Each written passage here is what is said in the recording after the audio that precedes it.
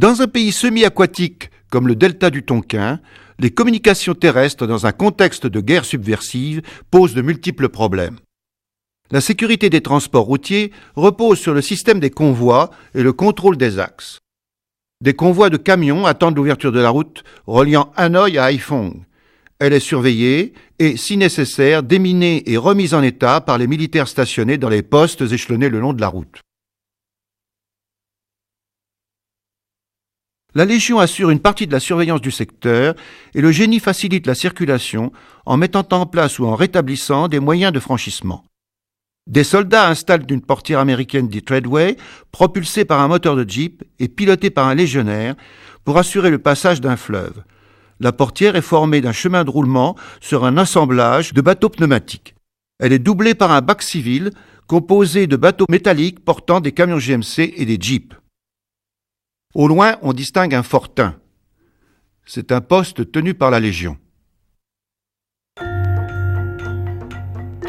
Ici, pour franchir une brèche, les sapeurs de la 31-3 construisent un pont constitué de poutrelles métalliques sur lesquelles repose un platelage en bois. Des Vietnamiens assistent à la réouverture d'un pont après réparation des piliers et des culées par la compagnie du génie.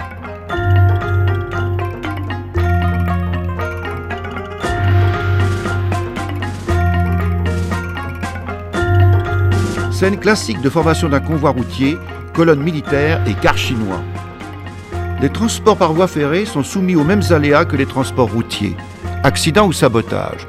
Un train a déraillé. Étant donné la précarité des communications par voie terrestre, la voie aérienne va prendre une importance grandissante.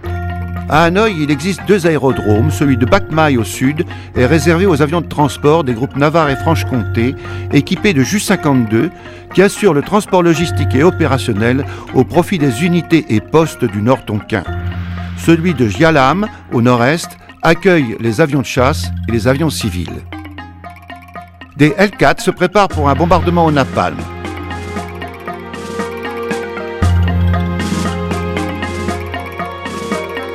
Un Fizzler-Storch amène un blessé.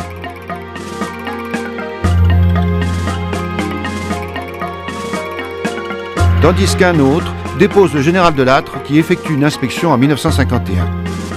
Nous ne disposons pas d'hélicoptères.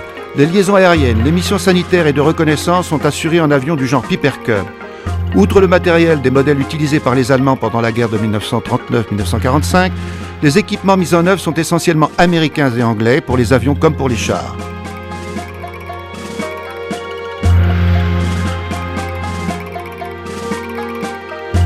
Les avions de transport Dakota C-47 seront utilisés en grand nombre. C'est précisément la disponibilité de forces aériennes qui allait aboutir à la conception des bases aéroterrestres en 1952. Un survol de la rivière Noire donne un aperçu du pays Thaï, et en particulier de la vallée sur laquelle le commandement français souhaitait rétablir une ligne de défense face à l'offensive viet à l'ouest du fleuve Rouge. Et voici le terrain de Nassan, autour duquel sera organisé le camp retranché où viendra se briser l'offensive viet du 30 novembre au 2 décembre 1952. Tandis que la base de Nassan s'organisait, l'opération Lorraine était lancée le 28 octobre 1952 au nord-ouest de Hanoï pour détourner les unités vietmines du pays Thaï en menaçant leur voie de ravitaillement. Cette opération impliquait le franchissement de la rivière Noire puis du fleuve Rouge par des forces mobiles combinées avec une action aéroportée et une action de la marine sur la rivière Claire. Le Viet Minh offre une résistance sporadique à la progression. L'artillerie entre en action. Ici, une batterie d'obusiers de 105 HM2 de fabrication américaine, le matériel d'appui direct de l'infanterie depuis les campagnes de la Deuxième Guerre mondiale.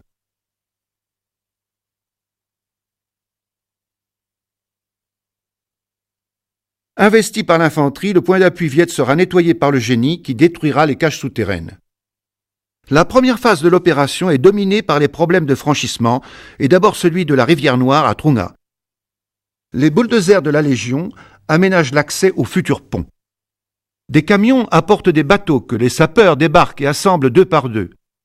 En attendant la construction et l'installation des portières, l'infanterie franchit la rivière à bord d'embarcations. Enfin, le 2 novembre 1952, le pont sur la rivière Noire est ouvert à Trung Nga, le premier camion GMC l'emprunte. Pour augmenter la capacité de passage, une portière de type Treadway est mise en œuvre. Les difficultés rencontrées sur les itinéraires amèneront le commandement à reporter sa manœuvre au nord du fleuve Rouge. Outre les engins du génie, des matériels Duck Alligator serviront au franchissement.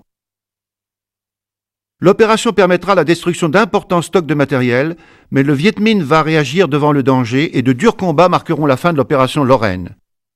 Un parachutage de vivres symbolise le mode de ravitaillement adapté à l'entreprise.